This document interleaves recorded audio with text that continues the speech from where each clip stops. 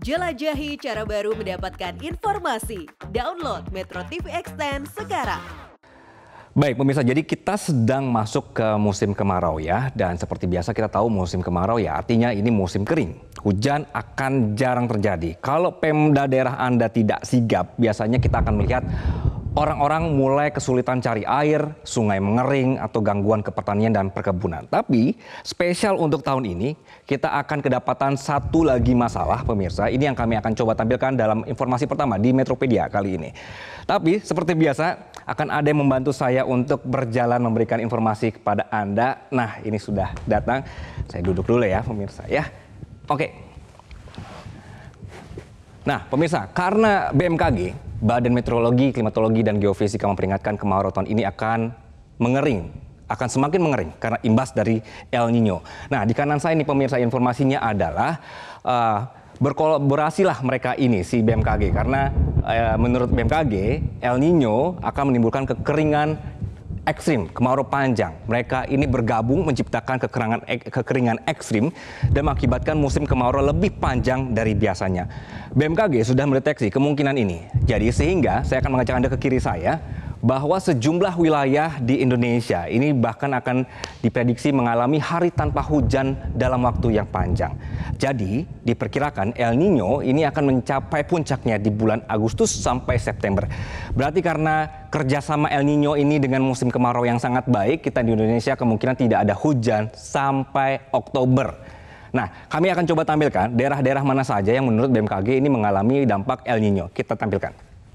Nah, ini pemirsa datanya ya. Sebagian besar wilayah Sumatera, Sumatera Barat, Sumatera Selatan, Riau, Bengkulu, Lampung, seluruh Pulau Jawa, Bali, NTT, kemudian juga Nusa Tenggara Barat.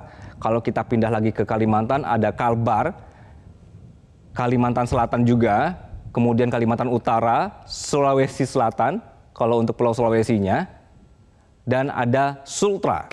Nah, apakah ada daerah Anda yang sedang menyaksikan ini? BMKG memprediksi daerah-daerah ini akan mengalami curah hujan paling rendah dan berpotensi akan mengalami musim kering ekstrim. Dampak ke kitanya apa?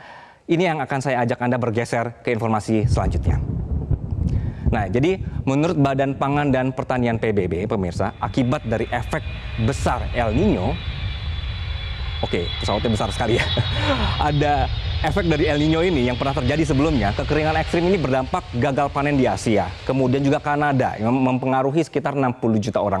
Mungkin Anda mendengar ini situasinya biasa-biasa aja, belum berasa mungkin ya. Tapi ketika nanti kemarau panjang terjadi, tanaman rusak, pasokan air kurang, beras tiba-tiba jadi mahal, baru deh terasa. Tapi pemirsa, dampak musim kemarau panjang ini juga bisa kena ke kita. Seperti misalnya munculnya penyakit. Jadi Kementerian Kesehatan menyebut ini ada dampak-dampak dari El Nino.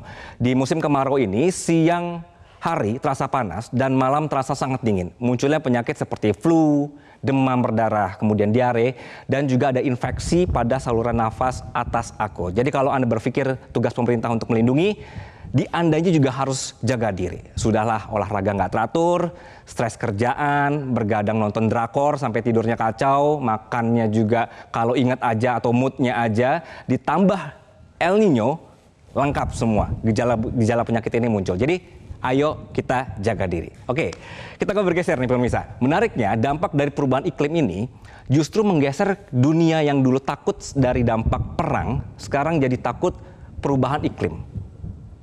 Nah, kenapa? Karena dampaknya sistemik. Di informasi selanjutnya ada pernyataan dari BMKG yang menarik pemirsa. Jadi bahwa menurut Kepala BMKG Dwi Korita Karnawati, saat ini negara-negara di dunia ini lebih takut perubahan iklim dibandingkan dengan efek perang dan juga pandemi. Karena perubahan iklim ini berefek domino secara global dan berkepanjangan. Contohnya El Nino yang sekarang ini bisa terjadi berulang setiap 2-3 tahun dibandingkan masa sebelumnya, di mana El Nino terjadi setiap 5-7 tahun. Jadi semakin sering begitu ya. Ini semua karena perubahan iklim. Dampak yang lagi sorotan diantaranya adalah misalnya yaitu istilah kiamat beras yang sekarang sedang terjadi. Perubahan iklim menyebabkan banjir di Pakistan, terus suplai beras dunia terganggu, harga naik. India kemudian memutuskan untuk melarang ekspor beras keluar demi menurunkan harga di dalam negeri mereka dan juga supaya menjaga stok begitu ya. Akhirnya negara-negara yang biasa dapat beras dari India seperti Amerika, Vietnam, Malaysia, Nigeria, dan Senegal semuanya kelabakan karena nggak ada stok beras. Sehingga untuk itu pemerintah kita paham betul bahwa El Nino ini punya dampak mengerikan sekali kalau kita tidak siap. Sampai Presiden Joko Widodo mengadakan rapat di istana untuk bahas apa nih strategi untuk menghadapi El Nino pada bulan Juli kemarin rapatnya ya. Oke, saya akan turun dulu pemirsa. Ini sepertinya sudah kelamaan di atas ya. Nah, cara-cara untuk mengantisipasi supaya kita misalnya menghadapi El Nino atau juga bagaimana supaya tidak terdampak kiamat beras ini sudah dilakukan oleh pemerintah. Untuk membahas poin ini, oke, saya akan turun lagi. Oke, terima kasih. Nih ojolnya bentuknya awan nih pemirsa ya. Nah, ini datanya pemirsa. Jadi untuk poin terakhir ini saya ajak Anda untuk sama-sama kita selamat dari El Nino. Beberapa langkah misalnya seperti ini harus hati-hati. Misalnya karena musim kemarau kita tetap butuh air, tapi airnya sedikit, maka harus dikelola. Pemerintah sudah minta juga ke Pemda-Pemda untuk jaga ini. Anda pun sudah mulai harus untuk membahas ini di lingkungan Anda, antisipasi air berkurang misalnya. Untuk membantu meredakan dampak kemarau, pemerintah juga sudah menyiapkan skema untuk menggelar modifikasi cuaca.